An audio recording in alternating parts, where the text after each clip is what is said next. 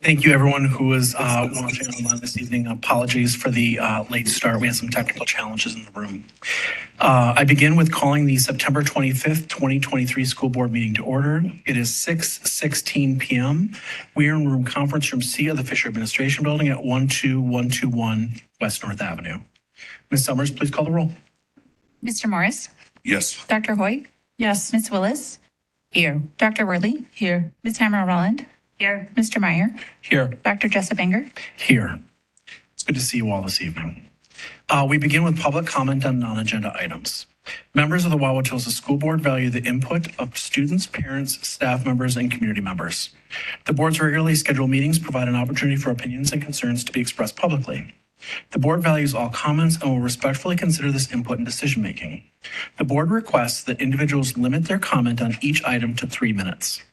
Following any comment, an individual board member may respond on the issues raised. However, it is not the intent of the public comment portion of the agenda for the board to enter into debate with a member or members of the community. Because non-agenda items are not publicly posted in advance, no action will be taken on public comment regarding non-agenda items this evening. Is there any public comment on non-agenda items?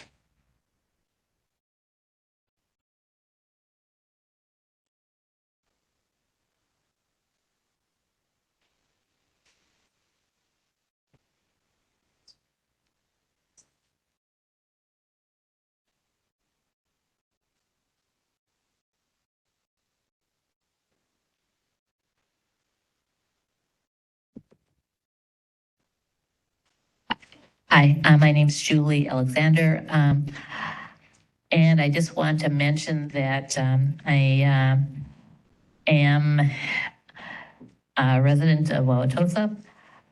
I own property. I want to see if there might be some idea as to when there might be an accommodation policy for people with disabilities that is actually written for accommodations, because I haven't seen that yet from Wauwatosa, from the school board. I know that everybody says it's going to be coming and it'll be added into policies, but especially for the public comment policy, it's disappointing that it's not there. I also am a bit concerned because there's a number of people in the committee that I had in the Committee for Persons with Disabilities that are not able to actually attend these meetings just because they have people, children with disabilities, and they can't find sitters, and sitters cost a lot of money. So the virtual meeting option, which is something that has been discussed previously, I mean, that's a big issue for people with disabilities, and I am saddened to think that that might be going away. So I just want to let you know that as well. And I'm also a voter. Thank you. A quick point of information for our speaker this evening in the community. If you look at the back of the full agenda for the meeting, there's a long description of accommodation information. We would invite folks to take a look at that. It's also available certainly by contacting the district office, but it is available, and I believe it's been on here for a couple weeks, a couple meetings. It only talks about physical accommodations, not other types of accommodations. So it could be expanded. And especially as you're looking at accommodations for meetings that might be discussed tonight, it'd be nice to have that all put out. Thank you. Hi, Deb Pellick. I have a comment and just a request. I brought this up in the policy committee meeting tonight because there's an agenda item. It changed how the agendas were done, and I really don't feel that this was properly written and following with Wisconsin meeting laws, because the item on the agenda says prepare for the board meeting on September 25th. And if you look at other committee meeting agendas, including policy committee, there always has been an agenda item talking about what actually is going to be discussed. So how do you define prepare for the board meeting? And so what was discussed are two of the policies that are listed on the full board meeting for this evening, but also in addition was 5120 plus, which I think was open or resident enrollment, and the committee came up with a non-resident transfer. That's what it was. So just to better and be more transparent, to better inform the community about what is going to be discussed, and I think arguably to ensure that we're following open meetings law, that you write down what will be discussed, because it's very vague to say prepare. What does that mean? Iron our shirt?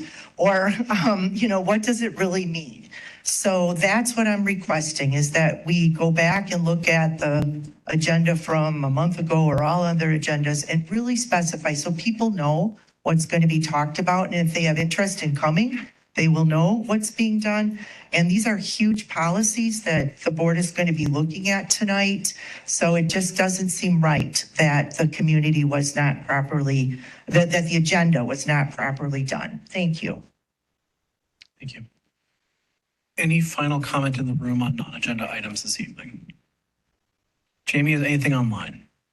There are no hands raised. Thank you.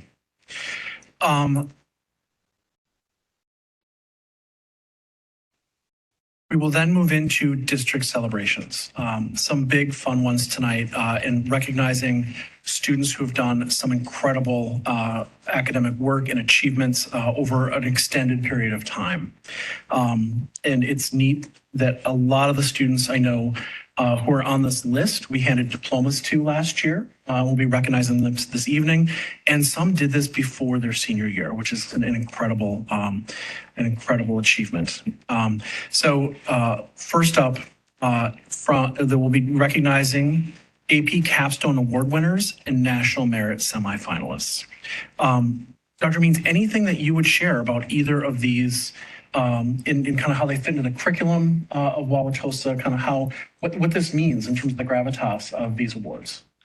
There's no greater recognition than being a National Merit semifinalist. It is the culmination of great work and outstanding scholarship for students. And so we are ecstatic that we have two students who have reached that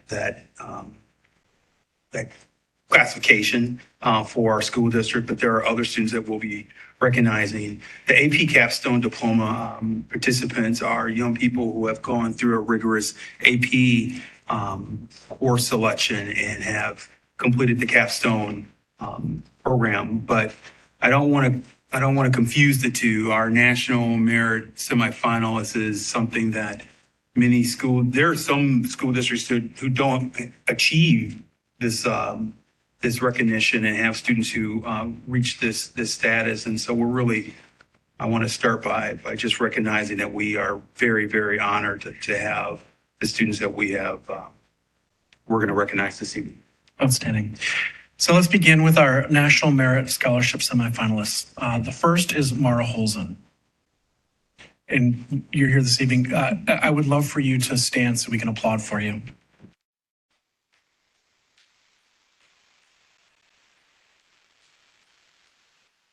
Congratulations.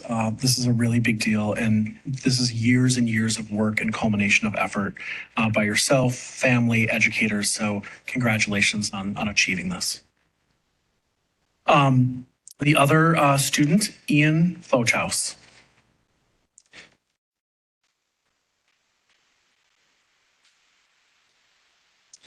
We also have 4 students who achieved National Merit Scholarship commended status.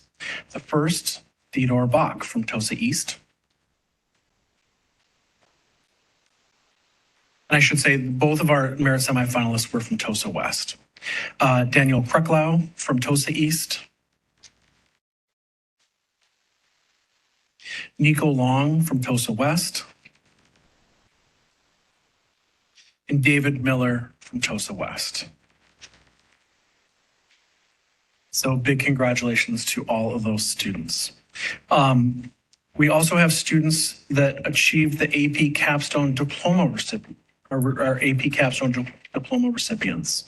The first, Vivian Anderson from Tosa East, Jacqueline Beck, Tosa West, Audrey Catlin, Tosa East, Olivia Close, Tosa East, Emily Kramer, Tosa West, Greta Kruger, Tosa East, Margaret Daisy Lehman, Tosa West, Jade Morgan, Tosa East, Catherine Pluta, Tosa East, Elliot Richer from Tosa East, Gwendolyn Roeder, Tosa East, Maddie Rizika, Tosa East, and Chandler Tribble from Tosa East. Again, congratulations to all the recognitions. This is something that students who have are high academic achievers have to really strive for. These are two really big deals. Maura, thank you so much for being here this evening. And it's a great opportunity to celebrate you in your achievements. Any board comments? Standing. We will next move into the consent agenda this evening. Are there any items on the consent agenda which board members would like to remove for separate discussion and action? Seeing none, may I have a motion to approve the consent agenda? It is recommended that the school board approve the consent agenda, and I so move. May I have a second? Second. Thank you. Any board discussion? Seeing none, any community comments on the board agenda? Jamie, anything online? There are no hands raised. Standing. Ms. Summers, please call the roll. Mr. Morris? Yes. Dr. Hoy? Yes. Ms. Willis? Yes. Dr. Worley? Yes. Ms. Hammer Rowland? Yes. Mr. Meyer? Yes. Dr. Jessica Banger? Yes, and the consent agenda passes. Next up is strategic goal 4, high quality staff. Action to approve the 23-24 administrative contract of Mr. Kevin LaFountain Lipscomb as Director of Buildings and Grounds. Jenny?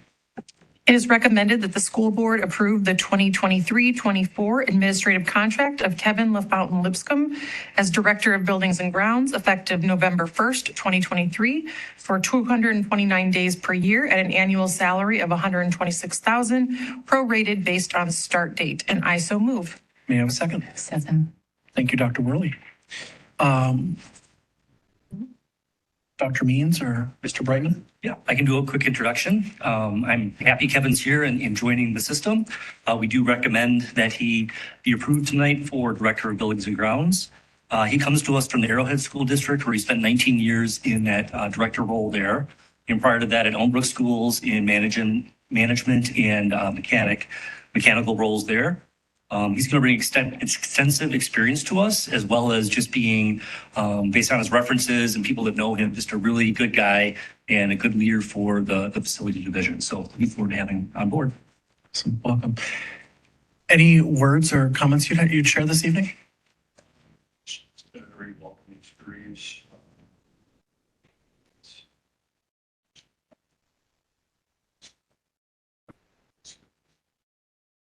Outstanding. Your resume is incredibly impressive, and I'm excited for you to both maintain our new buildings and do everything you can to bring our old buildings forward. Outstanding. Any board questions or comments? Mr. Meyer? Just to say thank you. This is such an important job that Buildings and Grounds touches the culture and soul of the whole school community. And that's been the history here for quite a while. So it is a very special role that you're in. It sounds like bricks and mortar and wiring and plumbing, but it seems like it's like very close to the soul of who we are as a culture. So I want to say thank you. Thank you.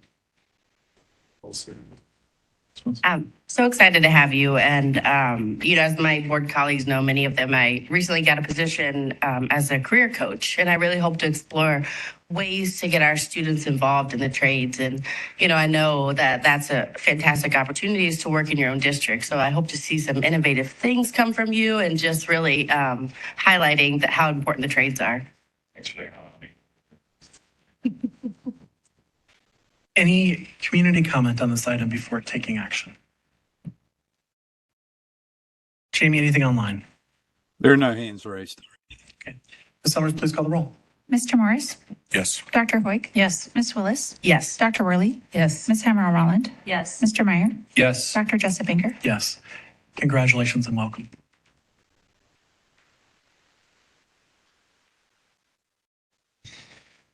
Next up, Strategic Goal 6, Operations, a Finance and Resource Committee update. Just me? Are you going to give the update? Are Well, if you want to give the separate update, and then I'll go through the financial report real quick. Perfect. Yeah.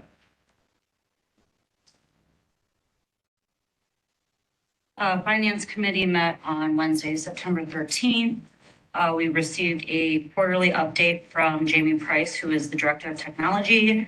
He sort of gave us updates on all of the work that he and his team did over the summer. So that included updating student devices.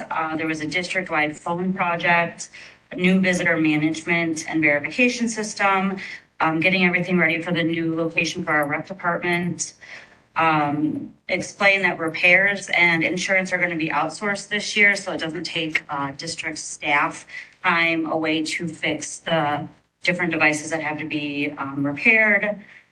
The department is hoping to restructure this year into infrastructure technology and then an educational and instruction with technology areas.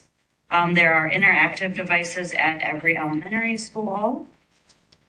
If you go on Board Docs and look at the finance report, it's been updated to be more transparent for the community. It now includes the account number and the fund number, if you're interested in that. That was a recommendation from a community member, again, to just add some more transparency around our finances. The fiscal year end audit is being finalized, and the auditor will be presenting to the Finance and Operation Committee and the full board in January.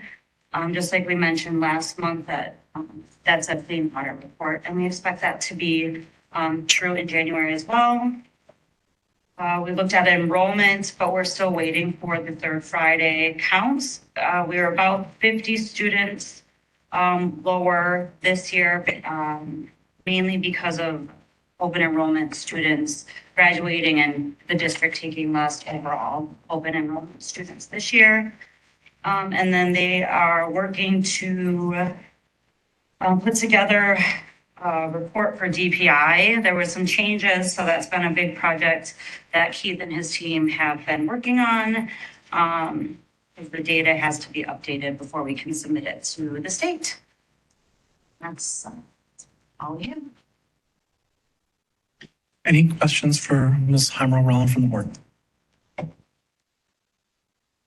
Thank you. Mr. Redmond, do you want to walk us through the? Well, we covered the financial report in the notes here, but the new content for the voucher listing shows every voucher $1 up and up, and we still do call out the 20,000 and above in the financial report itself. The month of August is prior to even starting the school year, so it's not real material at this point, but you'll start to see more activities. We look at September and get through that first quarter. So we're bringing this format to the board each month. Thank you. Any questions from the board on the financial report? I would just, if I may, add an addendum. I think Summer Rowland did a nice job with the overview of the meeting that her and Dr. Worley attended on September 13th. On October 9th, at the next board meeting, we will have the third Friday count information ready for you at that time. And so I think it's really important for the board and the community to track the information there. We will have, the month of October is a very busy financial month. We'll receive our information around our tax levy later in the month of October. And just as a special note, we will have our second October board meeting on October 30th. So that's the fifth Monday of the month, not the fourth. And that is in large part due to us having enough time and runway to accurately set the levy. But that will be the meeting in which we do that work. Thank you. Mr. Meyer. Question, please, Dr. Means. The third Friday count, just to confirm, that is a count of resident students? that It is a correct? count of resident and the number of non-resident students who are attending our schools. And when we say resident students, not only resident students who are physically attending schools in Wauwatosa, but also resident students that we're able to count through the funding formula who may live in Wauwatosa but are leaving our community to go to another school through open enrollment.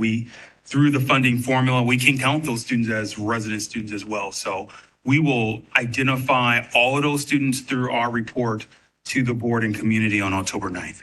Will the different counts be broken down so that we can see the crosstabs and such to see what are actual physical residents, what are on-site residents, how many are non-residents, and by grade level? Yes, sir. So we could do those kind of Six Sigma style, look at the whole data map. And Yes. thank you so much. No, absolutely. We'll have that ready. And that's why we didn't want to rush and have that third Friday information for you tonight. We wanted to wait until we had it for October 9th. So And for the October 30th board meeting, just to highlight, we need 5 board members. Is that correct? we need a quorum. Yes. But we need 2/3 to adjust the budget. Is that, just so I'm understanding? Legally, I believe you do. Yes. Yeah. So we have to have 5 yes votes for it to pass. It's my understanding. Yes, but to amend the budget, I think, just. Yes. Okay. That is accurate. Thank you. Any other questions from the board? Next up, strategic goal 1, academic performance. I'd like to invite Dr. Nicole Marble to the table.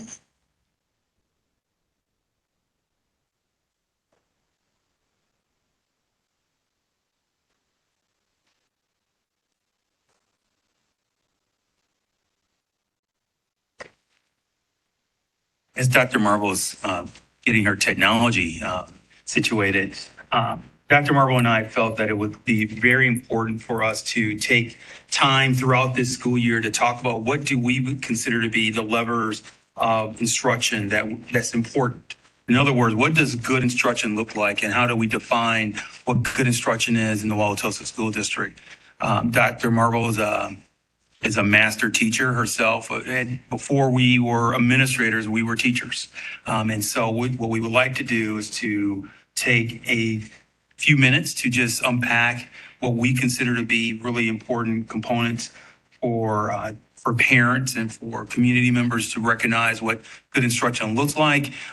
We know that we have teacher-parent conferences coming up in October.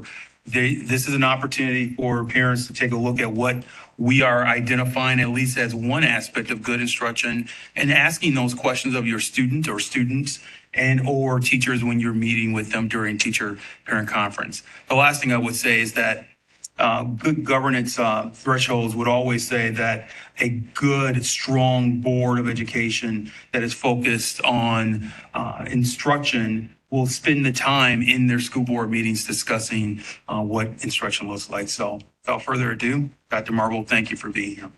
Hi. Good evening, everyone. Thank you so much for the opportunity to be before you this evening.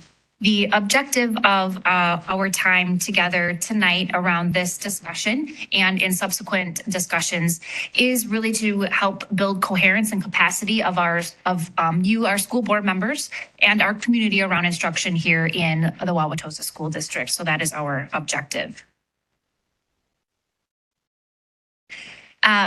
As Dr. Means said, throughout the school year, I will come before to do what I'm calling a quick little mini lesson around the instructional levers that we have identified as an organization in around instruction. So this evening, I'm going to provide you with an overview, and then we're going to talk about the learning environment, which is the main focus for our educators this school year, and then walk you through in subsequent months around the other instructional levers that I'll be talking about this evening, just to lay the groundwork, clarity, rigor, access, and engagement.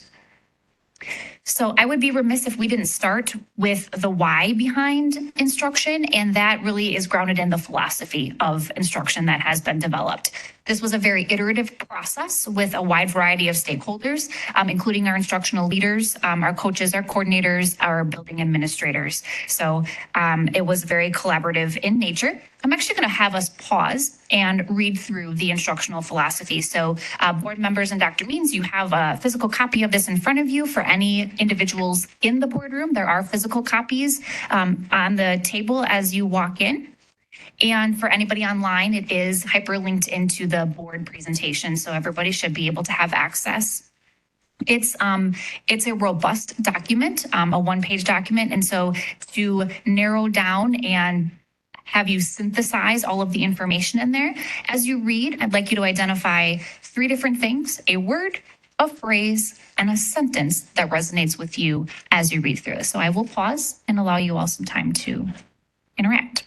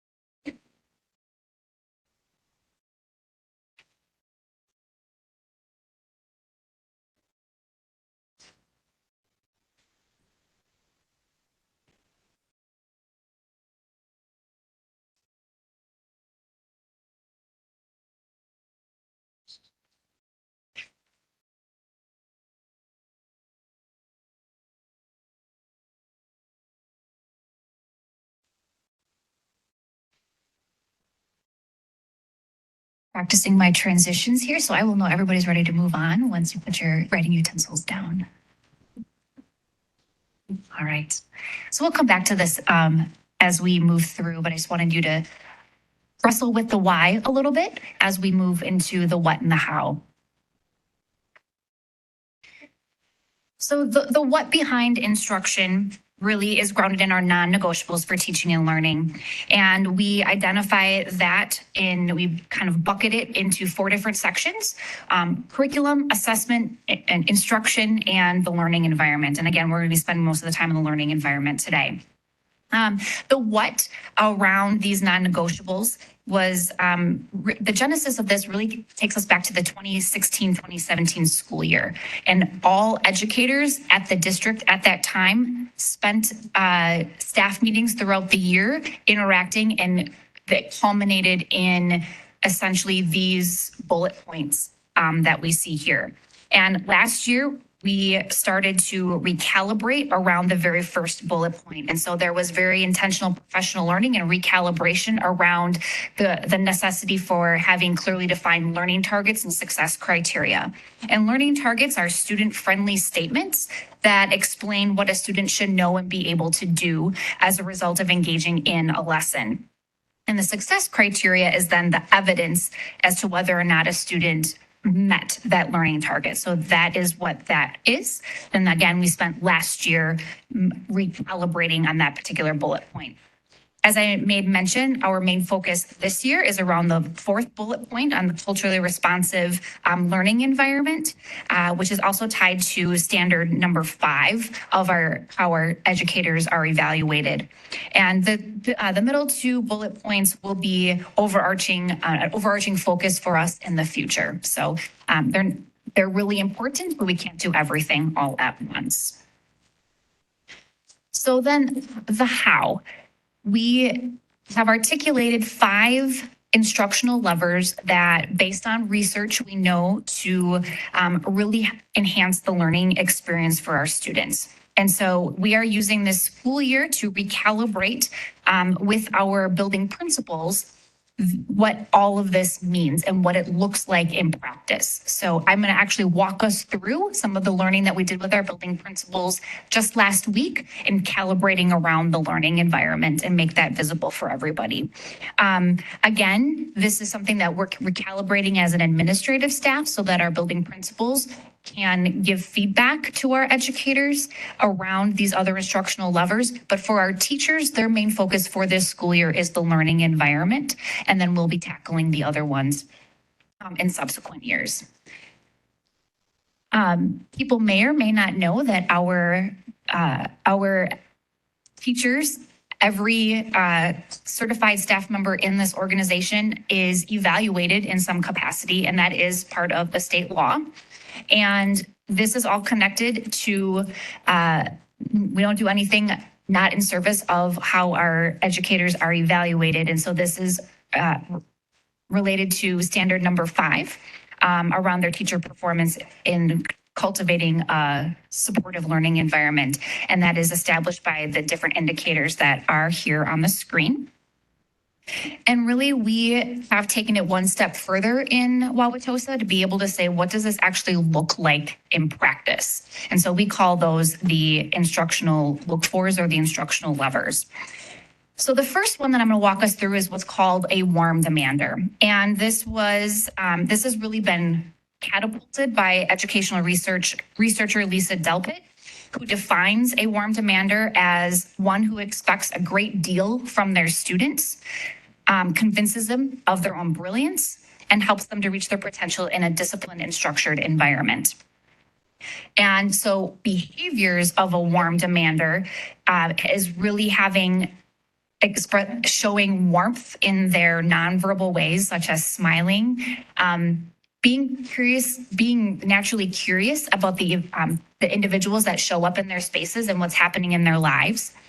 They are holding really high expectations in terms of engagement and effort. So they expect that all students will show up ready to engage. And when they have that mindset, that's helpful in the classroom and holding them to their high expectations.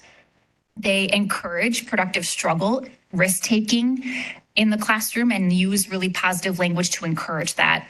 And then the use of student names. I was actually just having a conversation with a principal today who's newer to our district, and that individual was talking about the intentionality that they gave themselves to making sure that they were learning every student's name.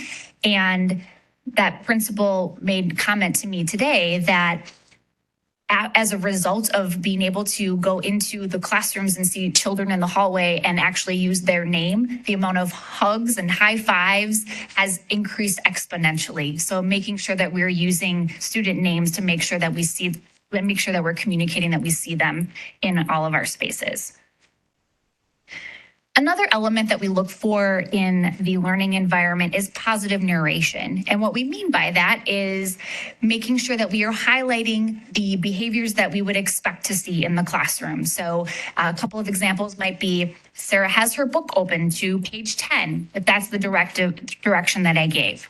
Or I might be asking students to line up to go to a specials class in elementary, and I can say, oh, Keith is lined up, ready to go to music, showing the expected behavior that has been identified. This prompts educators to be focused more on the expectations rather than corrective actions, saying, nope, Luke, put your pencil away. That's not what we expected you to do. This is more highlighting the expected behaviors. It also takes judgment out of it. A lot of times we'll hear teachers or educators saying, oh, Luke, I liked the way that you did X.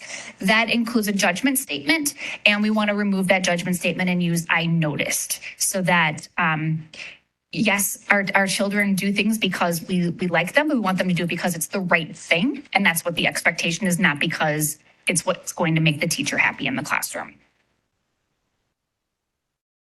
This might be something for our families that are listening this evening to take notice of when they go to parent-teacher conferences in the next couple of weeks, as Dr. Means said. Is really looking for what are the classroom agreements and norms. So these are in our spaces, and we spent a lot of time at the very beginning of the school year recalibrating on what are expected behaviors in not only common spaces, but in individual classrooms, and how we go about having that collaborative conversation with our students so that their voice shows up in how they're agreeing to interact with one another in a classroom. So it's really that reciprocal relationship between the adult in the classroom or adults and the students that show up in the classroom and how they're going to engage in their learning and their learning environment. So these should be things that you see posted throughout the classroom, and then during the instructional time are referenced to make sure that everybody is adhering to the agreements. A strong learning environment also maximizes instructional time. That is really necessary with having clear routines, procedures, and directions for our students. So, for example, we take for granted when we tell students to go into the classroom. Well, that could mean a bunch of different things to 30 students going into a classroom. So being very explicit about what that means brings into what the classroom routines are. So when we go into a classroom, I know that I need to enter quietly, take down my chair, put my homework in the basket, and begin my bell work.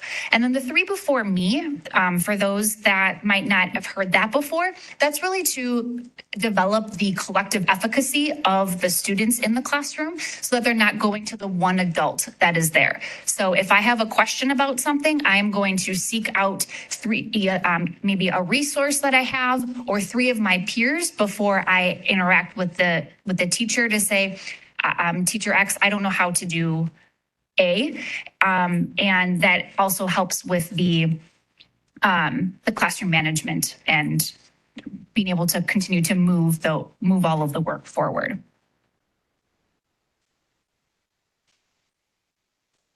The physical arrangement of the classroom is also really important. And so when you are going into classrooms for conferences or for other school events that are taking place, I encourage you to just take a look and notice the learning environment in terms of the physical arrangement. There should be great intentionality that is taken as to why desks are in rows or why they are in pods or why there's tables instead of desks. So there's great intentionality that's taken there.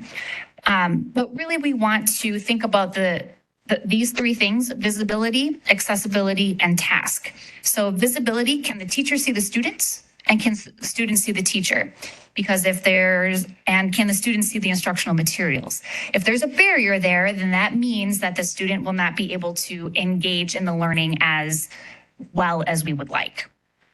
Accessibility. Can the student access the materials? Can the teacher access the materials? And can the teacher access the students? So meaning, can the teacher easily walk through the space and be able to get to every single student if necessary? And if not, that's a barrier and we need to work to remove that. And again, as I mentioned, the task, are the students arranged in a way that supports the learning task? So when there's high levels of independent work, they'll be in rows. If there is, if problem solving is the ask, a lot of times students will be seated in groups. If there's group discussion, a lot of times will be a circle arrangement. If there's group or collaborative learning, again, they'll be seated in groups. So I just encourage raise of consciousness of how the physical space of the classroom is set up and how the students come together to work with one another. I did have a video clip, but as we've had some technical difficulties, I'm going to not engage with that this evening, and hopefully we'll come back to it another time to maybe not only talk about the learning environment, but also the other instructional levers that we have before us and put that into practice a little bit. I was hoping we were gonna be able to practice. But really the work of the instructional levers and instruction in general, I equate it to having an elite athlete. Elite athletes have a coach. All elite athletes have coaches. And they have coaches to be able to get at the real minute finesse practices that can help to continue to elevate them above everybody else. And so that is why we have instructional coaches. And it's also why we have, why it's so important for our building principals to be in classrooms giving feedback so that they can be that extra set of eyes for our teachers and to give pointed feedback or raise reflective questions so we can continue to help our educators refine their craft so that they can be like those elite athletes that are high performing and are continuing to seek out just the small tweaks in practice to continue to be even better than they were the day before for our children. So I say all of this, so what? What does all of this mean? Really, again, it's what do we want to do with all of this information? Want all of you as our governance board to be aware of this, what the student experience should look like, and hold us, the whole entire Wauwatosa School District staff, not just Nicole Marble sitting at this seat, but all of us accountable for and responsible for ensuring an exceptional student experience, which is part of our vision statement. And then for our families to be informed about what the student experience should be looking like and serve as conversation starters with students and educators. As Dr. Mean said too, with the parent-teacher conferences coming up, something in tonight's presentation may have sparked something that you're a little curious about, or you want to ask your scholar about the learning environment or their classroom norms, or what are some of the procedures or practices that they've been engaging with throughout this year so far. So with that, I have a quick little mini lesson, and I'd love to have a discussion of, or respond to any questions that you might have about the learning environment or the instructional non-negotiable, or the non-negotiables for teaching and learning, or the philosophy of instruction. Thank you, Dr. Marble. Questions from the board?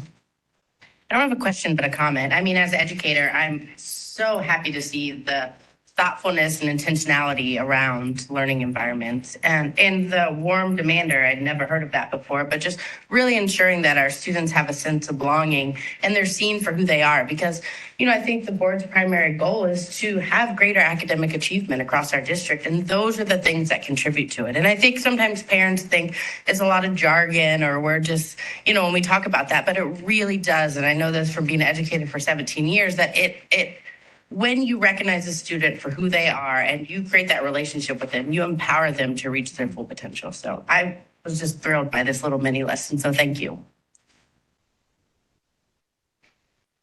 Really?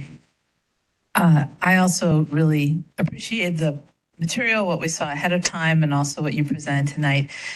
In terms of the classrooms, how are we as a district in terms of giving the teachers what they need to have those kinds of classrooms? And when there are limitations in a teacher's classroom, what are the steps that are being taken to help them identify that and ask for changes? I think there's some rooms that are really set up for very specific kinds of learning that might not be where we're going. So I think the first and foremost, if there's a need that's not being met in a classroom around the learning environment, the first step is always to talk with the building principal, and to identify what the barrier is and work with the building principal. And then if the building principal is in agreement that that is absolutely a barrier, and they aren't able to problem solve with the educator in the building, then that's where myself or another individual on my team can step in and help to problem solve of what is it that we want to achieve and what are the barriers as to why we aren't able to achieve it. Thank you. Dr. Marble, you mind speaking to instructional coaches and how they play into that equation as well? Absolutely. So when I think about supporting instruction for our students, I really think about a four-pronged approach. So we put a lot of emphasis on instructional coaches, but the way in which we have instructional coaches allocated we just don't have enough of them to be able to be what we want them to be and have them be the true lever that we know that they can be. And so that's where building principles also come in to help support that work. And then also the teacher themselves and the self-efficacy that teachers have to be innovative and seek out their own professional learning. And then the fourth prong is the collective efficacy within their whole entire team. So whether it be a grade level team or a content team, being able to all problem solve together to identify different barriers that might exist or to learn from and with one another in order to continue to refine practice.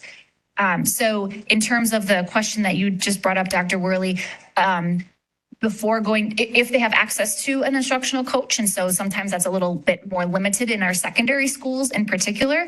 At the elementary level, that's actually who they would probably go to first before they go to a building principal.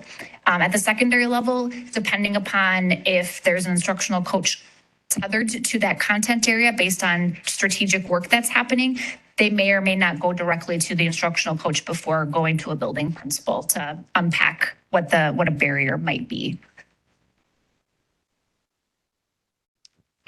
Just follow-up question on that, and then just a couple comments on just sort of the overall presentation. But do you feel like the use of an instructional coach, like how would you say the culture around the use of that is? Is that something that you feel like is sort of well supported? Do people feel comfortable, seeking out that additional help, or do they, is it sort of viewed as acknowledging a weakness, admitting to something that you're not doing well?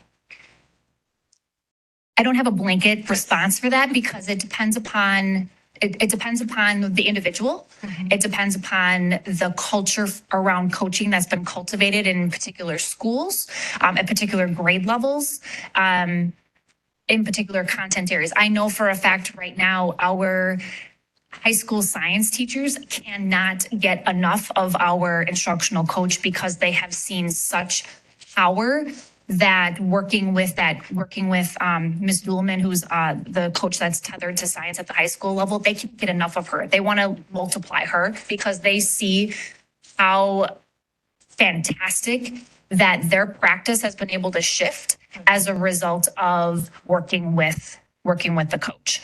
And I will say the same thing for some of our math teachers at the high school level as well. They've really embraced our coach that's tethered to math, Miss Amanda Larson. They can't get enough of her. They want her around, and they've seen how students are improving in practice because the teacher has shifted something in their practice to yield that student outcome and engagement. So it exists, and it's something that we're continuing to. Everybody, my philosophy is everybody deserves a coach. And as I mentioned before, the most elite athletes have coaches, and they seek high and low for the best person to bring in to help them develop their skills. And it's not about a deficit. It's about continuing to even poke away at the most nuanced pieces of instructional practice so that teachers can continue to do better for students. Teaching is, I always talk about the art and the science of teaching, and the art of teaching is so incredibly complex. And that's where our coaches are really skillful in helping to unpack and process and be that extra set of eyes for our teachers to be able to provide data and put data on the table to then figure out what might be able to be shifted within a teacher's practice so that students can do something different based upon the observations. Yeah, my hope for our district is that everyone can feel that way, that the science department and the math department feel at the secondary level, to know that coaches are there to help.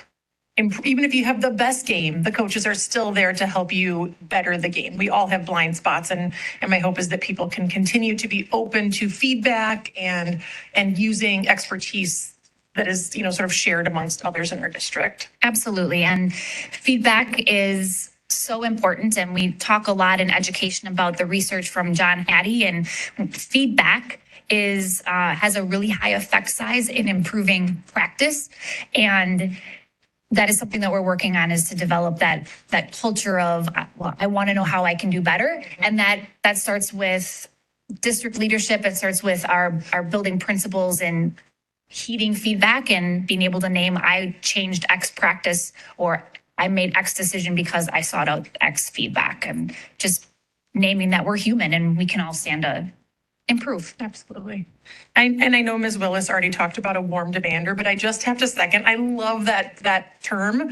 I think it's so important. I think it sort of describes exactly what I hope for my children in school and with every adult that they interact with, that people have both warmth and compassion and are trying to build rapport with them and are expecting the very best of them. And I think that's such a great way for our educators to go into the classroom kind of with that mindset. So I appreciate all of this. Thank you.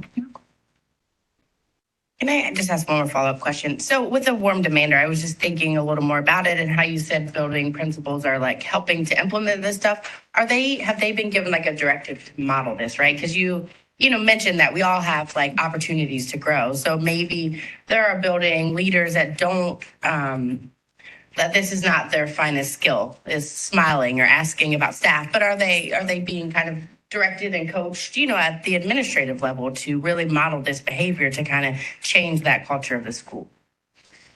Yeah, I wouldn't call it a directive. I guess directive is not a good word. Yeah. But it's definitely, I was actually walking with a building principal last week, and the building principal was using positive narration. And I just said, great use of positive narration.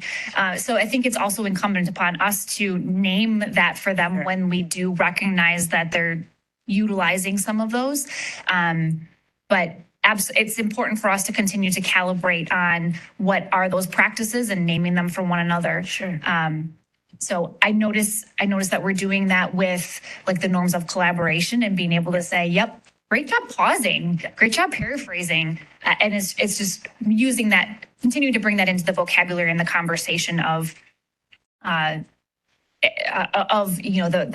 positive narration, for example. Or I was with a different building principal last week too, and going into classrooms and just pointing out the classroom agreements that we were observing together. So yeah, and you answered. I mean, that's what I was looking for, because we don't want to give like teacher directives or building principals like you have to do this. But when you start modeling that behavior and reinforcing the behavior that you're seeing, then it just becomes a natural part of the learning environment. Yeah. Yes. If I may jump in, I think great question, Ms. Willis. I found it, and Dr. Marbo and I talked about this earlier today. People have shared how strong of a start we've had this year. And it wasn't a directive, but we clearly stated we expect as a district leadership team that there will be high standards expected from our students. That we believe that each one of our students can do very well academically and that they will follow our rules in our schools from a behavioral standpoint. That's not That's not talking down to people. That's just being a warm demander and having a belief that every child can do it. What I would just want to insert in your very rich conversation that I hope everyone's picking up on is that diversity, equity, inclusion, and accessibility is not magic. It is just holding every student responsible for doing their part. The teacher who had the most impact on me was a white male unfortunately, from Elmbrook. He was a graduate of Brookfield Central, but he was my high school teacher. He's the one who got me into becoming a social studies teacher because he was a warm demander. He would turn to me and he would use positive statements to say, Damon, I like that you are on the page that we said we were going to be on. Thank you for turning in your homework. It wasn't a negative. It wasn't a pejorative. You're not doing certain things. He highlighted what I was doing well, and it drew me in, and he would hold me to a high standard, not only from a behavioral standpoint, but from an academic standpoint. When we do that in every classroom, that's DEIA work. That's the rigor that we're looking at. If we can, and I think what you heard tonight from Dr. Marble is that when we do that, in every classroom, and we establish routines and structures where students they don't have to worry about the personality of the teacher, but there's rules that that's how you're going to function, then you see changes. So I believe that the reason why we're seeing the type of start we're seeing in the district is because Dr. Marble and her team have said, this is what we expect. And this is what children deserve. And at the core, and I'll conclude here, that's what your strategic plan says you are expecting every child to have in terms of an experience. So what she's sharing with you tonight is this is how we're executing when I say the school boards, this is how we are executing your strategic plan. Other board comments or questions? I hope this was fulfilling for you.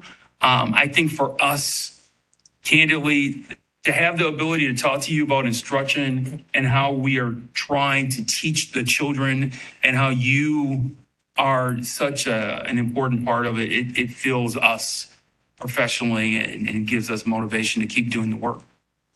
And I'll just conclude too, it's just really fantastic to see this put into practice because, districts talk about it and talk about it and talk about it. And, we outlined it in pretty great detail in our strategic plan. And I was just sharing with Dr. Means at a conference that it feels so good that, these presenters are telling us things that we should be doing as a district and we're doing them. Like like you mentioned, we can't do it all at once, but we're doing it. And we're creating a culture of learners and high academic standards. And it's really great to see and be a part of. So thank you to you and your team for everything you do. It's our honor. Thank you, Dr. Marble. I'm going to ask that we take about a 5-minute recess. I would like to talk to kind of the check in with whoever's going to be presenting on the policy committee to get a sense of kind of like which one we're going with first. If we've got everything, that we've got all our ducks in a row, and then we'll come back and we'll move into reviewing 2 different policies and then a final public comment before we wrap up for the evening. Next item up under board governance is a second reading and/or action to approve policies 0144.5, board member behavior and code of conduct, and 0167.3, public commented board meetings. We will be handling each of these policies as a separate item for clarity and make sure that we're not kind of moving through the one at a time. I will look to Dr. Worley for motion. Yes, I would like to move that as we consider policy 0144.5, that we consider the updated version of the policy as per the policy committee meeting this afternoon. Thank you. May I have a second? Second. Thank you, Mr. Morris. So just for clarity, the policy committee met earlier in a notice meeting just before this. made some final updates to these policies. These policies have been shared with the board, are available in the boardroom, and will be shared for those watching online as well. And that'll be our starting point. These policies were noticed previously, and we're not adding any different policies. We're just kind of, this is the recommendations that we have them in writing in front of us. Mr. Meyer. Do you have the new copies? I don't. Right here. Where? What you have printed out are the new Oh, ones. these are yours. Those are the new ones, yes. These are my, oh, right, so these. And I think Julia's also, and I think Julia Okay. is posting it for, James posted. Jamie's posting the most recent version for those who are following this Okay. in a digital. I'm, if I may, I'm fine. I think it's super okay. We made the motion as originally agended and a second, and then motion to amend. But everybody knows what we're doing. There's no surprises. This is what we're going to talk about. So, okay, thanks. So we've got a motion on the floor. We'll have more discussion on this because it's an action item. And I'll look for Dr. Worley. We'll talk through our first one, board discussion and conversation. Mr. Morris will talk through our second one, board discussion and conversation.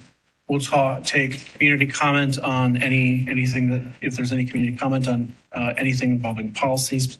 And then there'll be an opportunity for any board conversation after that and then vote. So that'll be kind of the order of operations this evening. Dr. Worley, I'd turn it over to you. Yes, thank you very much, Dr. Jessup Banger. So I'll just preface this by saying that the work of the policy committee was, as we put forward, was to take the comments from the first read, discuss them, consider them in relationship to what our advisory from Neola had for us. And that's really what you have in front of you. We have not, in the case of this policy or even the other one, introduced a lot of brand new ideas between the meetings, just so you know what our theory and approach has been. So 0144.5, I'm not going to read the whole thing, but I will just say, we talked about this last time, it's about board member behavior and code of conduct.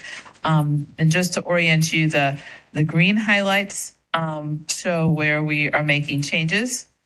So the first point to notice is that under general expectation of all board members, letter D was a little bit longer previously. I will talk in a moment about where that rest of the sentence went, what happened to it. But just to note that we did follow the advice of our board to put a hard stop after the word district and to focus this really on a expectation that goes over all of the work of the board. Try to go through all of these and then we'll set discussion. The second change you'll find on the second page of the document that was handed out or is up online. So we're going under board member communication is the next heading where there's green lines. And I just wanted, because we had quite a bit of conversation this last time, we went back and also talked a little bit more today about the why of having this set up the way that it is, even though it might not reflect all of the requests that were made. So, and that's open for discussion still. The why is there are two things that you'll see in the document tonight. One is that it talks about having the superintendent. It was clarified for us at the committee meeting that this has been become a common strategy to copy the superintendent on an email, and it really relates a lot to potential legal issues. Especially what was shared was especially the idea that someone on the board may not have as much knowledge of potential legal issues as the superintendent would. And so in responding, quite unintentionally, may say things that are not what is best for the district, and that the superintendent, by being able to see what's happening with comments, is able to help that board member or the community member or some combination of the above to understand. So that is the idea of copying the superintendent. Of course, we've also talked about how many of our comments we get are operations. And there are things that board members do and other things that the superintendent does. And so just getting that clarity. The third piece or reason is that because board members under quorum issues do not regularly talk as a group, all our work is done in the public space, that having a superintendent on emails and email responses creates a support for the idea that before something goes, like if someone emailed every board member separately, there would be someone who was seeing all of that and could help us as a board to make sure that we're being responsive. So that's why it's written that way. It absolutely is. We talked to our Neil representative and looked at it. Copying all board members on it, as we kind of discussed last time, does hold some issues, potential issues around the open meetings law. So we have left it this way, obviously up for discussion. And then we did add in the text messages. This was at the advice of our district attorney, that we include text messages. There may be other forms later on of written word that we'll have to include, but for now, this is what we've added. So that's the second section. And then the third place that you'll see a change is we took what was that point about from D, and with some really great advice from our Neola representative, created this heading, board member interaction with other board members, and spent some time talking about this as a policy committee. And we're hoping that, obviously is up for discussion, we're hoping that this language reflects the intent of what had been in D before, but separates it out to be really clear about why it's in this document, who it is who's interacting with anyone else. So now it says board members are expected to conduct themselves in a way that respects each other's opinions and perspectives, and various community points of view. So those are the three changes that the policy committee is recommending. Thank you. Mr. Meyer.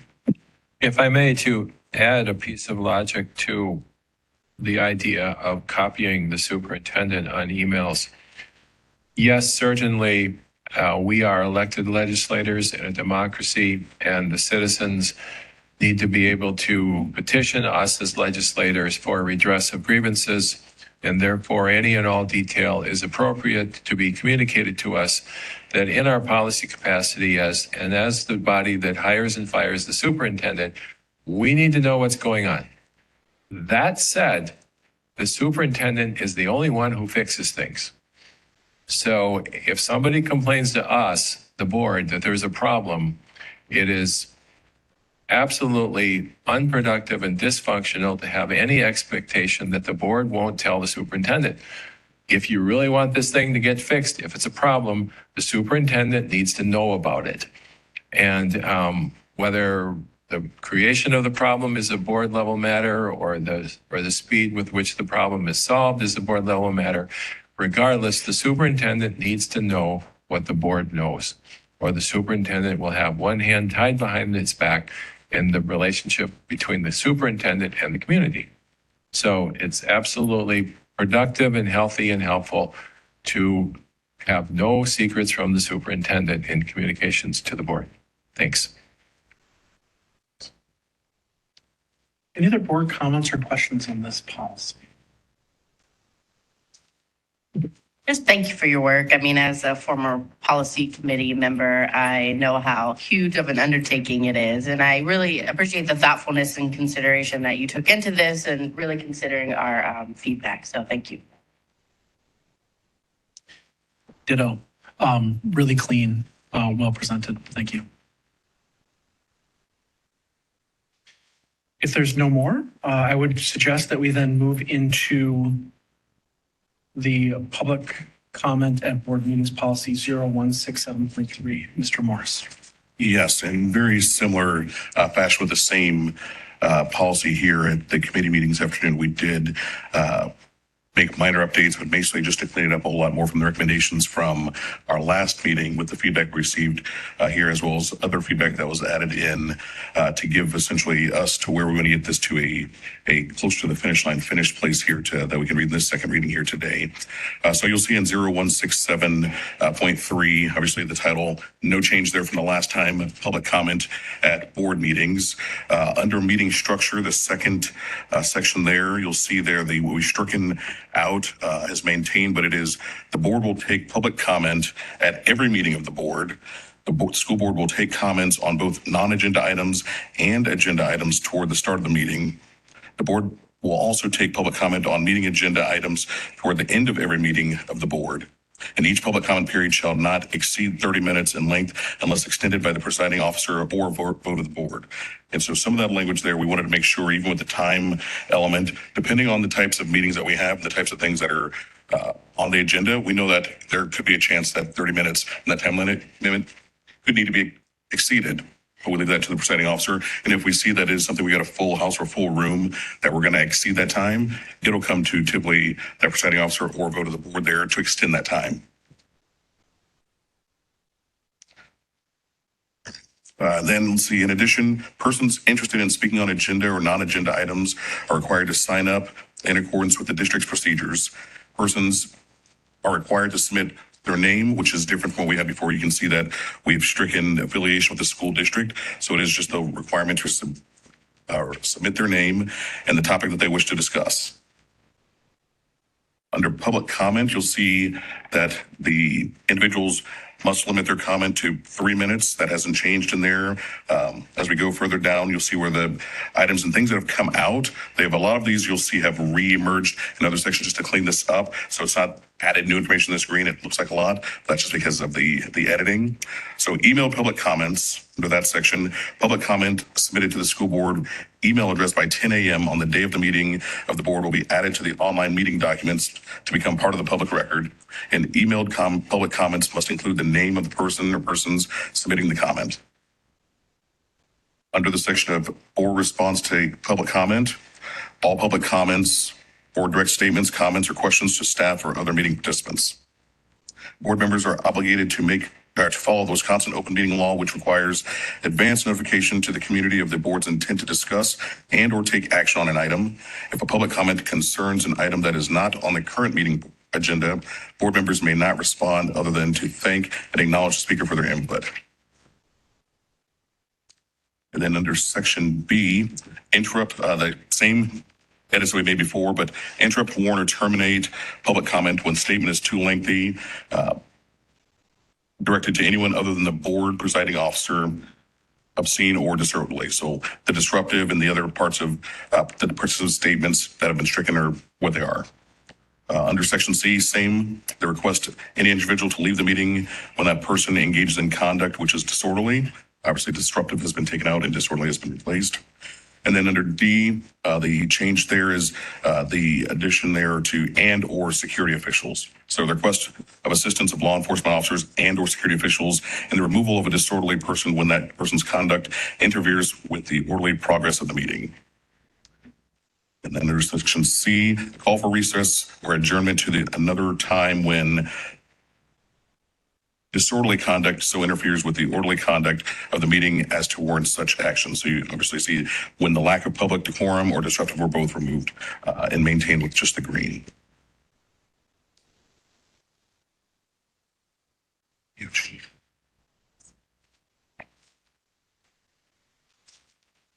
Oh, it's supposed to be F.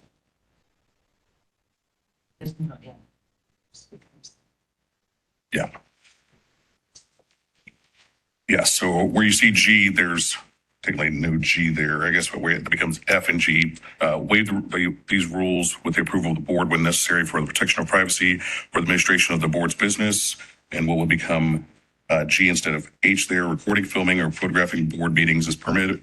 The person operating the equipment should contact the superintendent prior to the board meeting to review possible placement of equipment and must agree to abide by the following conditions, which those conditions 1, 2, and 3 have not changed. It's only been stricken from the section there that references the Wisconsin statute 19.90. That's all we have. Questions or comments from the board? I'll start with you, Dr. Worley. I might be missing this, but we also were planning, or we did talk about public comment being only in the room. And I'm not seeing that on this draft.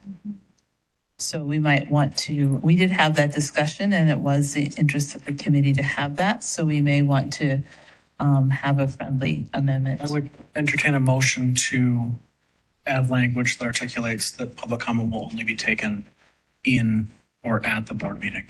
And I think this is a result of the craziness of trying to edit this document. Is there language that you had discussed as a committee?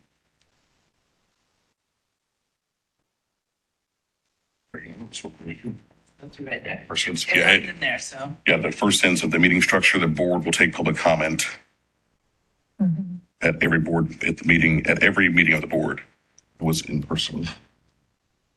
May I make a friendly amendment? In person, I would put it after, yeah. In person, public comment in person at every meeting of the board. That's where it was supposed to be. But if someone has a, please, go ahead. So I would amend that the first sentence under meeting structure is altered to state the board will take in-person public comment at every meeting of the board.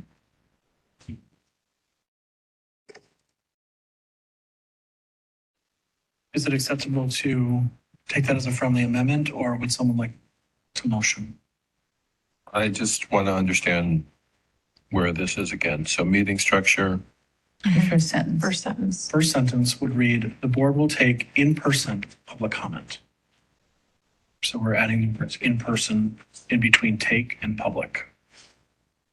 so because we're silent as to whether there's electronic comment, some people might say that it could be interpreted to allow electronic comment on a meeting by meeting basis at the discretion of the chair.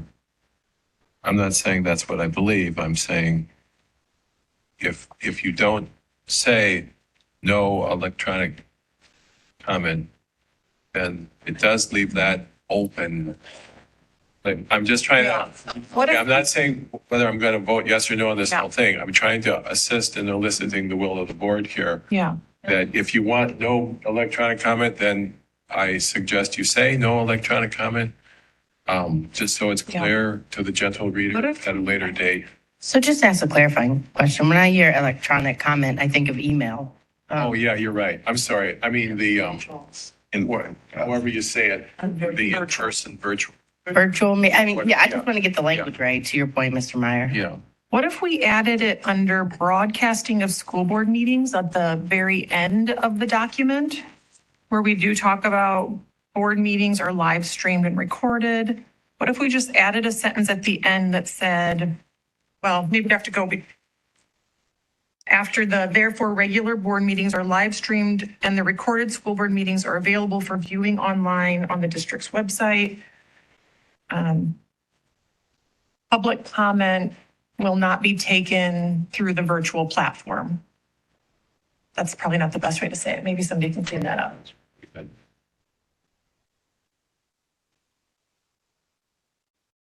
Is there a better way to say that? I might articulate that up within the public comment section, because I think it is.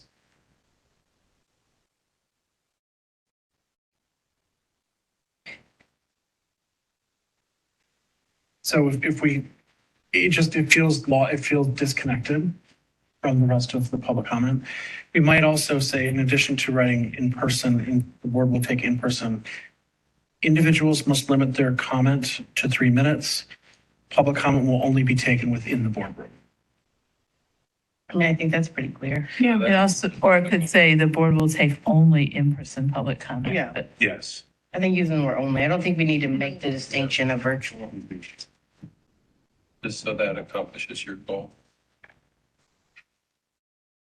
So I would just put the only in front of what you added, the only Okay. in person. The board will only, And take Only in person. Oh, So I would say only in person. The board will take only in-person public comment at every meeting of the board. Mhm. Okay.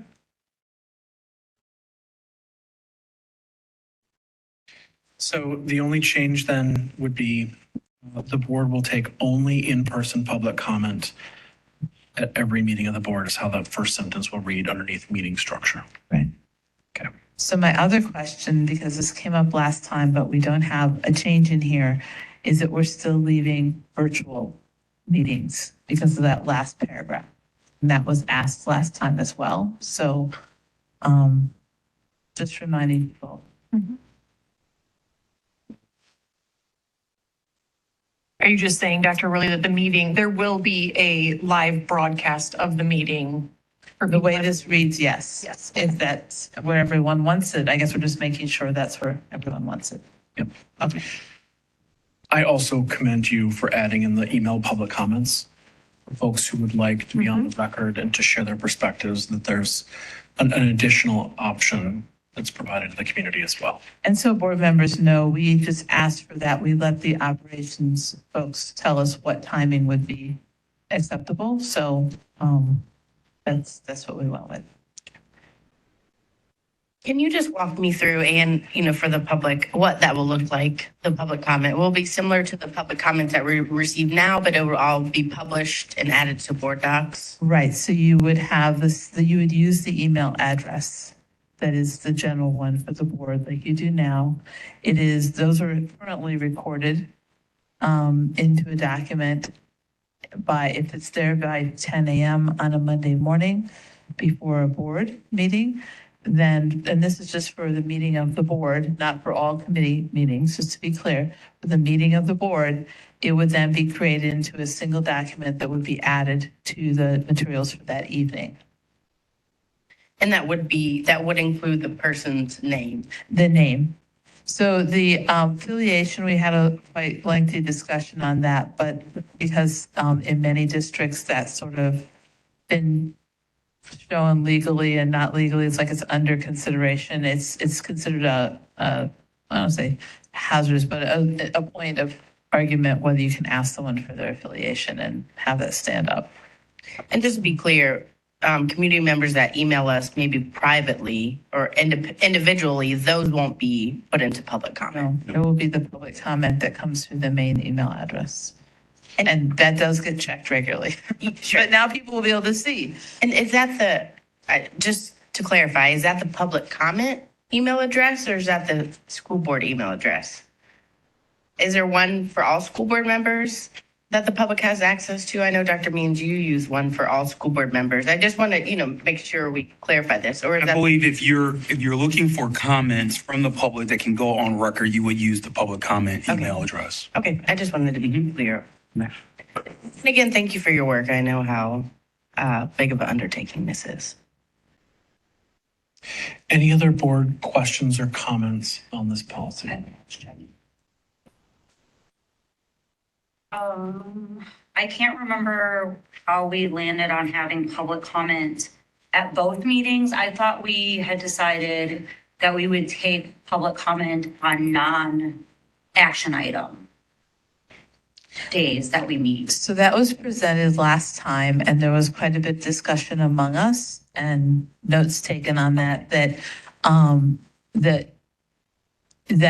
might throw off the cycle. I mean, actually, realistically, most of our meetings are mostly one or mostly the other, but they're not usually just one or the other these days. So the discussion as it unfolded and how I understood the general idea from the board is that they'd rather have the option every time and have it limited to a shorter amount of time. There was before it was one meeting and there was no time limit. And so those two kind of help each other out in terms of balancing the opportunity for public comment and for it to come in the flow of the cycle. We did also follow the suggestion that the second public comment period at a meeting would be on agenda items, not on non-agenda. So you have agenda, non-agenda at the beginning, and then agenda at the end. And that would happen in every meeting, but you would also not have individual public comment sessions throughout the whole meeting. So you just like 30 at the end, the beginning, 30 at the end. Thank you. Any final board comments or questions before I open it up to the public? Seeing none. Any comments about this, either policy? First one discussed is board member behavior and code of conduct. The second is public comments at board meetings.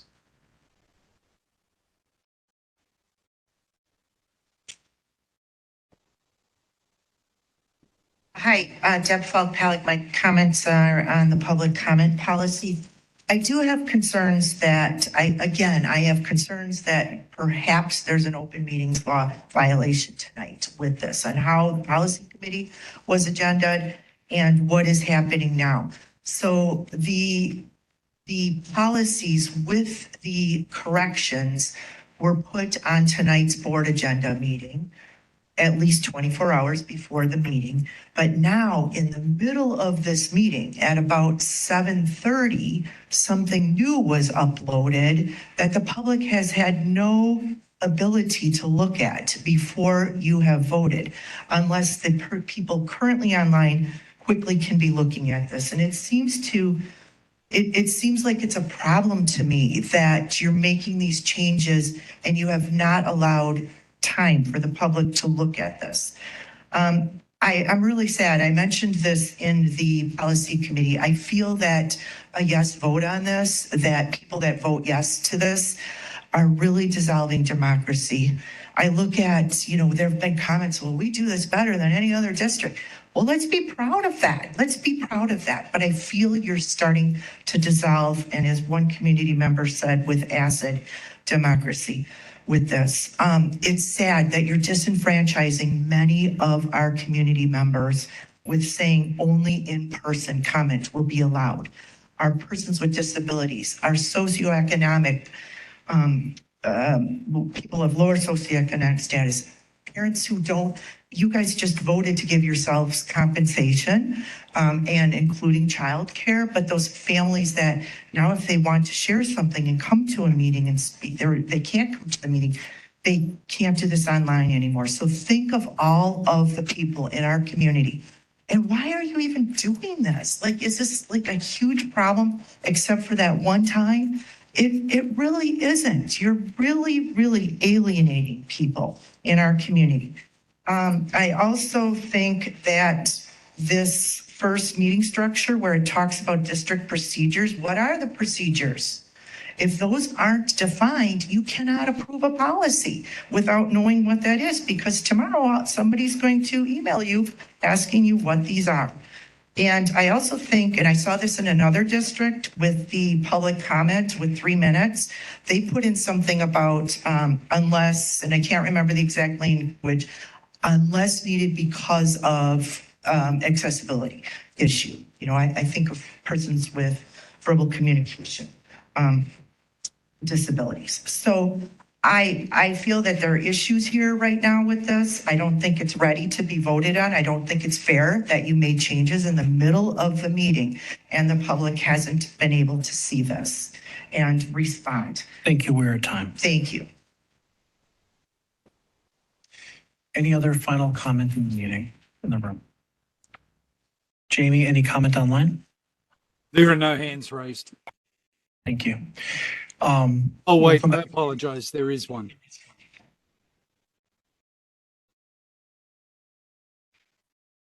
Todd, you have the microphone. Just wanted to voice a couple concerns, mainly around the public comment. Kind of seconding what the lady in the room just said. I have a little concern about the fact that what's posted prior to the meeting and what's discussed during the meeting today, at least, had some differences, and meaningful differences to some extent. My other issues are the 30-minute time limit. It seems, that's 10 people potentially, and no more. It seems like the board is saying if there's a contentious issue, if there's any kind of dissent within the community, we don't really want to hear it. That's just the appearance of doing something like that. Same thing with the limiting public comment to those that are in the room. has the same feel of, you know what, if we do this, then we don't have to listen to as many people if they don't agree with us. It kind of gives the appearance that the board has an authoritarian bent to it, and they know what they want to do, and the public comment is just something they don't want to hear. So I would encourage you to kind of backtrack on further limiting public comment, because it does appear to just be an attempt at disenfranchisement of the community that you're supposed to be serving. So again, I would just encourage you to, I don't know, move toward a more open environment instead of trying to limit feedback from the people that you're supposed to be serving. Thank you. Thank you. There are no more hands raised. I'd move to final comments from, questions or comments from the board. Mr. Meyer, you're first.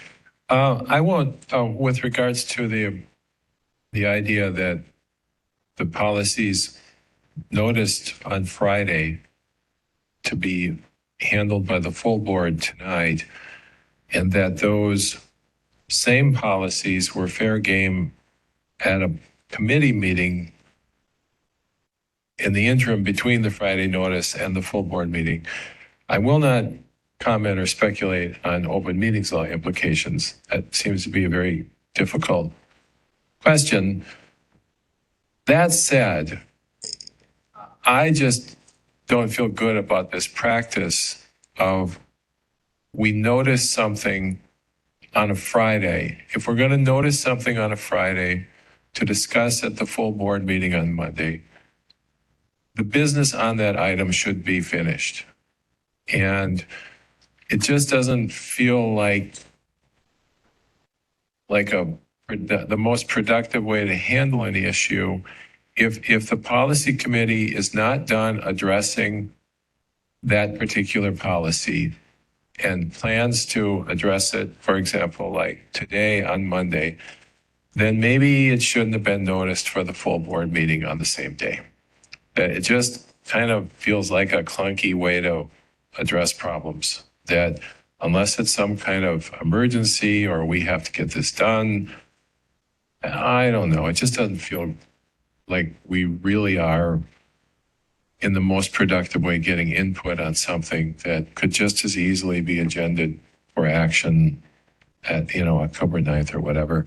I mean, if we're going to put it on the full board agenda, let's have the evolution of the idea be finished when it's posted to the full agenda. It's not a showstopper comment here for me, but I'm just thinking it would be a better way to go. Dr. Worley. I do want to mention that our notice says this is second reading and/or action. We don't have to take action tonight. That is, the board charged us to look at these ideas. Our meeting date was scheduled at that time already for this time. So I would say if there's a feeling that it's not ready to be voted on, then it's not ready to be voted on. So we are not held to action tonight. We can follow up and put it on a future meeting. There's absolutely nothing wrong with that. This could be the second reading, and it can come back to another meeting as an action item. Personally, I want to get this right and as solid and good as we can. And this is a very complex policy. So I just want to encourage all of us to really be, there is not a rush on this other than we know as a board we need to do this work. The one other thing I will say is that I think it's really important to realize that there are parts of what is being proposed that expand public comment and knowledge of public comment. And that, for example, would be that we're documenting the electronic public, the email public comment that comes in, the text messages in a way that we haven't done previously. So there's some reductions and there's some expansions. And we're trying to look for, as a board, we're trying to look for that balance of how we get our work done, along with how we hear from people in the community. I would I would be in favor of us moving toward a vote on this. I think this is our third meeting where we've talked about these two particular policies, and we've continued to refine the policy in the same direction. I would argue that everything we talked about at our meeting 2 weeks ago is in this with nothing new or different than what we talked about 2 weeks ago. So I guess I would say that anybody who had concerns certainly has had ample opportunity between meetings, has had a month and a half to look at these two particular policies repeatedly as we've been talking about them. We've spent copious amounts of time as a board discussing the details of these two policies in order to reflect kind of the larger feedback of the board. So I would feel comfortable moving forward with this today. And I would agree with you, Dr. Worley, that I think this is a change of how we take public comment, but I don't see it as a restriction of how we take public comment. There are now new ways articulated that were not previously available. So if people do have difficulties getting to the board meeting, I would certainly encourage people to use the public comment, the emailed public comment option. So this is certainly not a removal of democracy. Ms. Hammer-Rowland and then Ms. Wilson. Yeah, I think another important thing to think about when we're revising this policy specifically is that the board is also discussing other ways that we're going to hear from the community. And those ways, like a town hall, for example, that is a better way to have a discussion with community members. This is, I think we need to remind everybody, a meeting for the board that is held publicly, not really the right avenue to have a discussion with a community member. So I think it's important that anybody in the community knows that, yes, we're making these changes, but we're also talking about other ways to engage in person with community members as a board. Ms. Wilson. I just have a question. Was public comment available virtually before the pandemic? It was not. And was public comment through electronic communication that we're proposing here available to the public? It was not. That email address was created during the pandemic, so folks would have a singular place that they didn't have to worry about all of our email addresses and tracking those down. And I want that clarification to say that we need to be flexible and adapt to our current environment. And I think we're doing that, right? I think we did it during COVID. We provided access to folks who couldn't. And now we're creating other avenues that our community members can communicate with us, because it is important. I think it's important to every single board member here that we hear from our community. I would like to ask Dr. Worley, if we didn't vote on this tonight, would it be to allow more folks to comment on it? And I haven't received any personal comments regarding this. And as others have pointed out, it's been on the table for several weeks now. So would it just be an opportunity to extend allowing folks to comment? I wasn't advocating that we do that. I was just pointing out that our agenda would allow. No, us to- absolutely. yeah. But Yeah. as you have the policy. No, I committee- don't. The policy committee does not have another official meeting scheduled until the end of the next month in October. And so, and we have quite a lot of other work to do as well. So no, I don't think that, I think to do that would be basically if people were feeling uncomfortable, whether you have had enough time to As a think board this member. through, as a board member. Sure. So that would be the purpose of that. And just another clarifying question. You don't anticipate to change this policy aside from what we've done in our working board meeting? No, I think it was really well pointed out before, what is in this revision between the first read and the second read is directly reflective of what the discussions were at the last meeting. There was not new material added in. The only places there might be a piece here, a piece there was to get the wording to line up with practices and support that we would get from legal and our policy advisor. But there's not new ideas in this that people haven't seen before or had an opportunity to discuss or advocate for. And my final question, Dr. Means, do you think this puts us in any legal peril to have modified this document during a working board meeting? It's been referenced that the posting for the policy committee meeting was not proper. I respectfully disagree with that analysis. A board committee has the ability to use a general description of the work that they're going to do, and that's what the policy committee did. In fact, it stated that it was going to prepare and review policies that were going to be discussed at the September 25th board meeting. When you look at the posting for the general board meeting, the business board meeting, it actually lists 0144.5 and policy 0167.3. So again, I respectfully disagree with that analysis. You as a board properly made a friendly amendment to accept the work that was presented by the policy committee to this body this evening. You've also taken the work of ensuring that the community can see the changes that were made by the policy committee earlier this evening. It was made available to the public tonight. I would have a problem with this if you were the only individuals who had access to the changes. With all of that being said, so I thank you for the opportunity to respond. With all of that being said, my counsel to the board would be to delay your vote. Because while you may be prepared this evening to vote, it's not, I would hate for your vote, whatever your vote's going to be impacted on allegations of you being improper.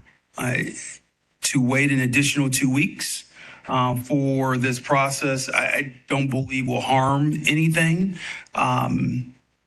I think Dr. Hoig is absolutely correct. It would be the fourth time you will have discussed this.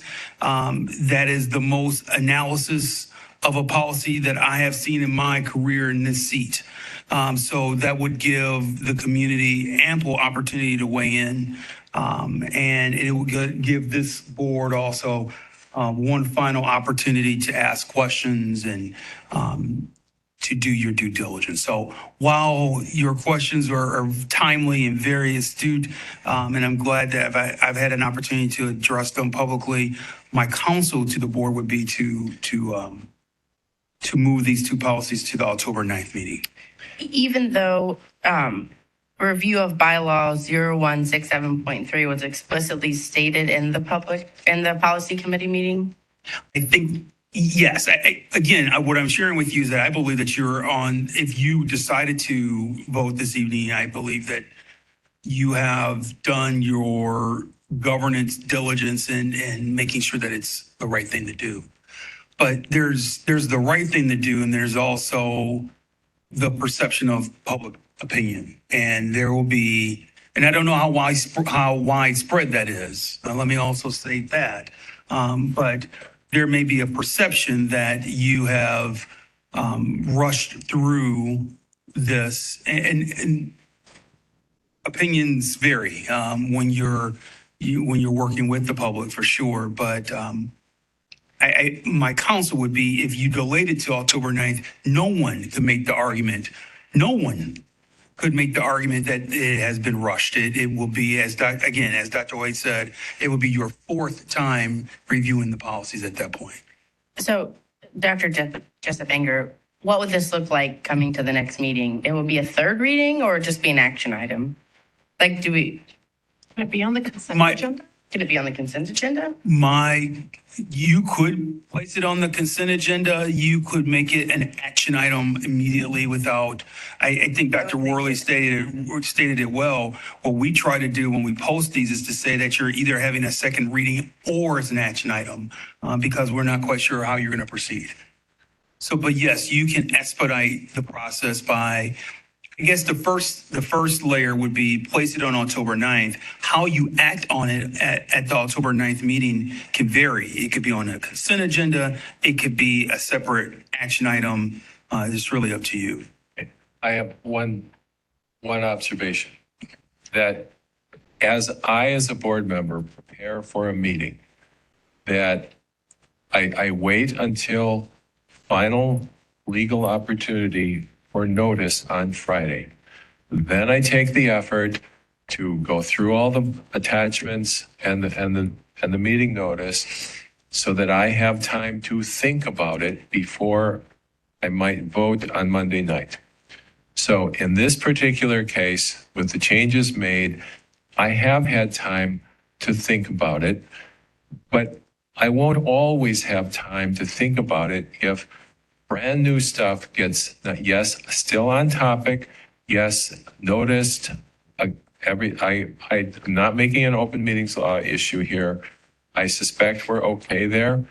But as a board member wanting to conscientiously prepare, if it's not in my hands Friday night, then I don't think it served the board that there's something in process that's going to be created on Monday and given to me during the meeting, because I truly would like time to think about things.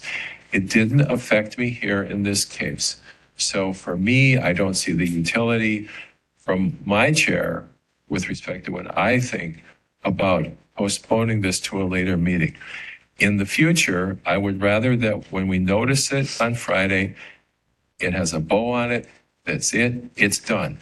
And that if there is still need, for example, for the policy committee to discuss it on Monday prior to the Monday night full board meeting, it just isn't ready to be noticed on Friday, and that we need to, give the policy committee a chance to do its good work and then notice the finished product from the policy committee the Friday before the Monday board meeting. But I'm going to repeat, in this case, I don't have that concern for me for my vote. I'm perfectly fine with calling the roll tonight on this.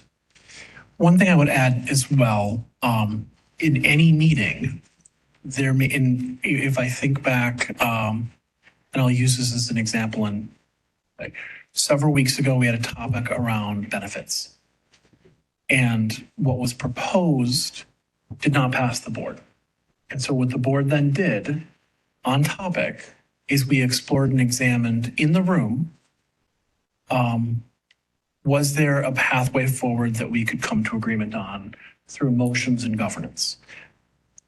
It is not, I would say, it should not be uncommon for motions and amendments and consideration of any topic within the room and the space.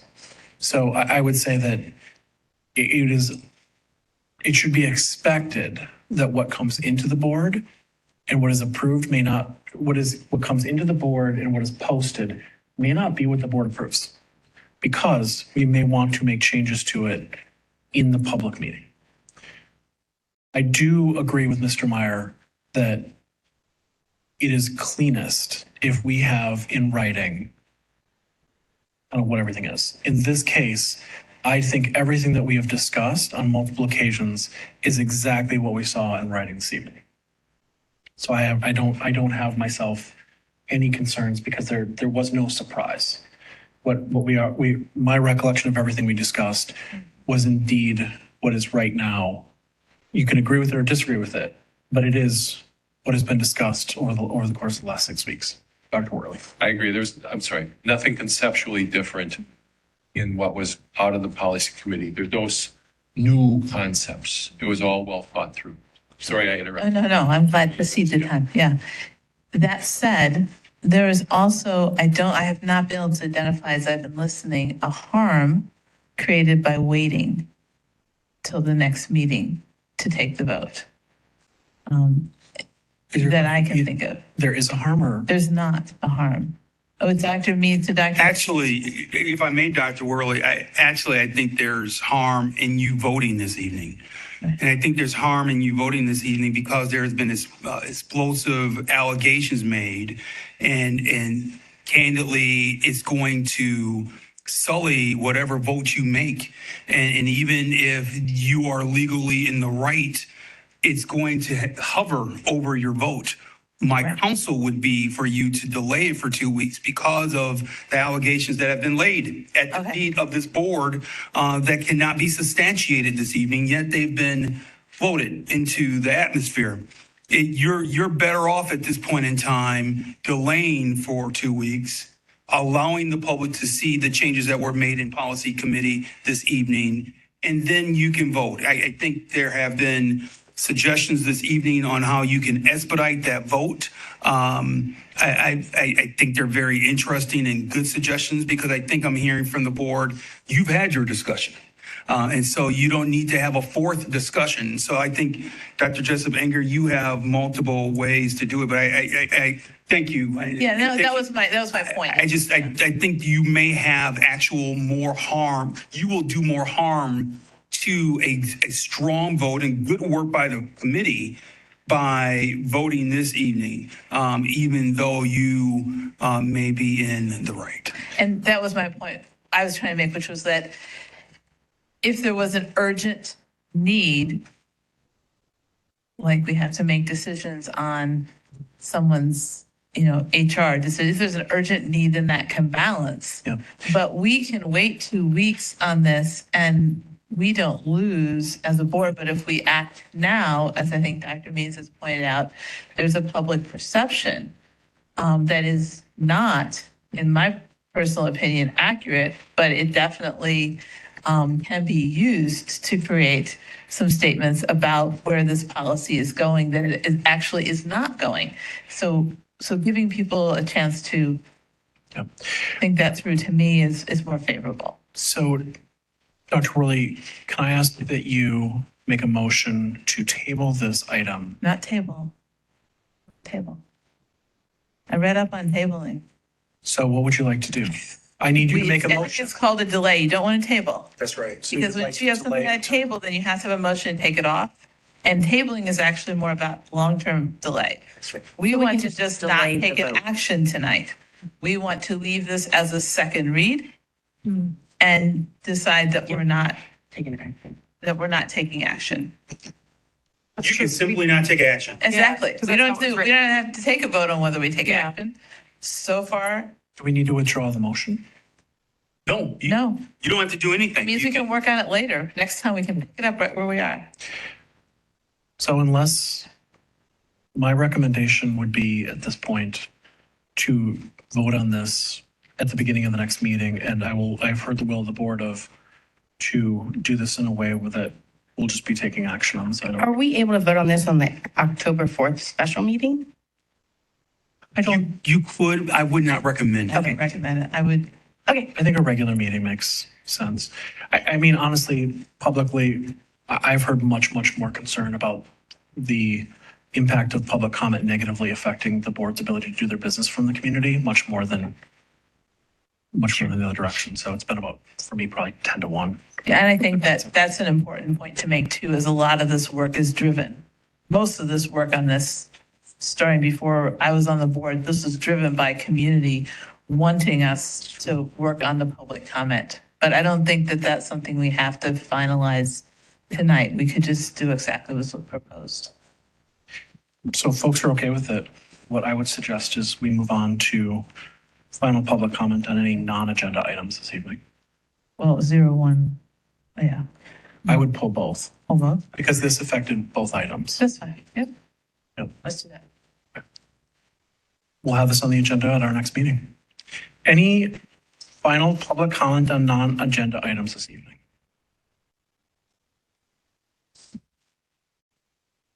It's been about a month since we spoke about the ADA issues at the rec department, the new building. The disability community was promised that these would be looked at. As we drove by tonight, we saw one of the most simplest item to correct is still not done. So we are asking for when will the plan, we hear a lot about hold the administration accountable. And so when will the plan be put in place to make these ADA accommodations on the outside of the building that have been identified?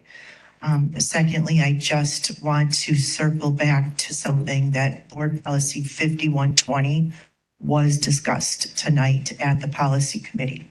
It was not agended on the Policy Committee agenda, nor was it agended on the board meeting agenda for this evening. So I don't see any of this as explosive allegations. This is the truth and the facts. And the meeting was recorded, so that can be listened to if somebody is uncertain as to what was actually discussed tonight. But we really are looking for direction from the district on the ADA issues, hoping to have that conversation internally here so that those items can be addressed that have been brought forward since August 14th. Thank you. Jamie, any comments, final comments online? Yes, we do have one hand raised. BJ Ermantz, you have the microphone. This is BJ Ermantz. I live at 2749 North 75th Street, although I had not noticed we're requiring that. I have grave concerns, but I appreciate Dr. Means pointing out the importance of delaying, especially because some of us, while there was extensive discussion by the board, to me, nothing is firm until the policy committee has drafted the policy. We can waste a lot of time in sending emails upon emails, and that's not a good spending of our time. So the assumption I made was that when the policy is drafted, it will be read, and then we know what is being voted on. So I appreciate the delay for 2 weeks. I also ask respectfully for the board to consider who are your stakeholders. They are students, parents, district staff, voters, and taxpayers. And some of these people have one job, 2 jobs. They have one or more children. They have limited transportation and limited time, all of which are required to attend a school board meeting in person, not to mention childcare and supper, as well as accessibility. Allowing people who are multitasking at home, who care enough about this school district to want to dial in and listen, they deserve to be heard. It is only partially about those people who literally have no other choice, and I believe they should be allowed to speak. I also ask, who sets the timer for saying that somebody raised their hand in time? This is new software and it works differently than Zoom. And I am very disappointed that because I couldn't work with the hand raising quickly enough, that I was denied that opportunity. I also will respectfully point out, and I know I somewhat said this, but things that are discussed by the board are not seriously considered until they are in a policy.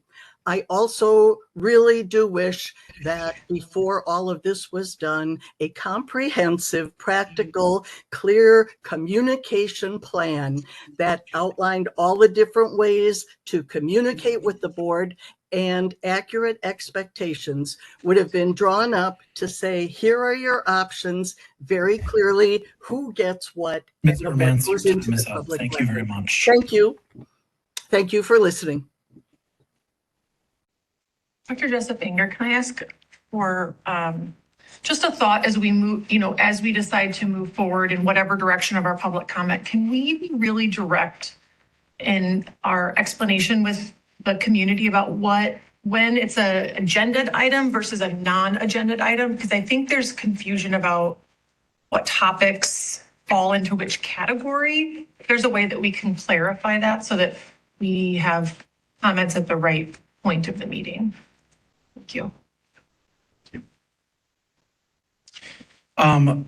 It is 8:26 p.m. May I have a motion to adjourn? Motion to adjourn. Oh, sorry. Second. Let's call the roll. Mr. Morris, Yes. Dr. Hoy, Yes. Ms. Willis, Yes. Dr. Worley, Yes. Ms. Hammerall Rowland, Yes. Mr. Meyer, Yes. Dr. Jessup Banger. Yes. And we are adjourned. See you all next Tuesday. Wednesday. Wednesday.